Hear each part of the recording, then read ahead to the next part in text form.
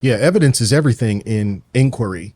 So when I'm talking to people in these conversations, great point you made, like about Socrates. Well, Yeah.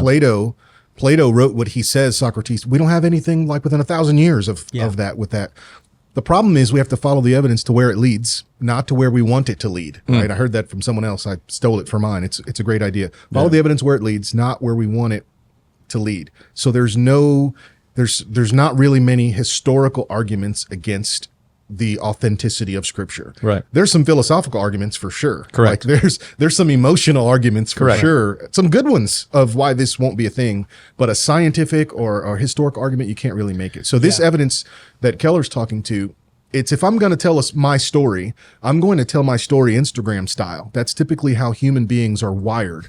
Regardless of your culture. What do I mean by Instagram style? I'm not going to tell you about my worst day. No. I'm not going to tell you Just about my my highlights. failure. I'm going to clean it up.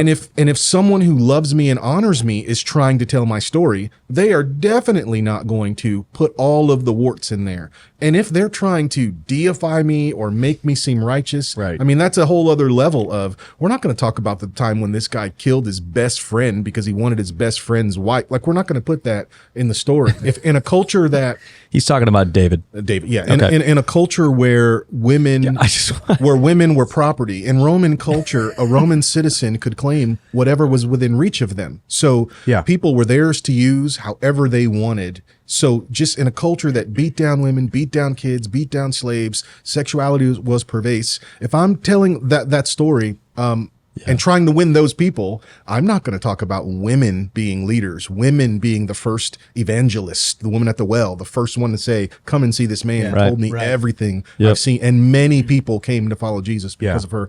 I'm not going to tell those stories. I'm not going to use specific things like in the year of this king, in the year of that person. Like, all of that stuff is setting you up to be caught in a lie if you were telling a lie.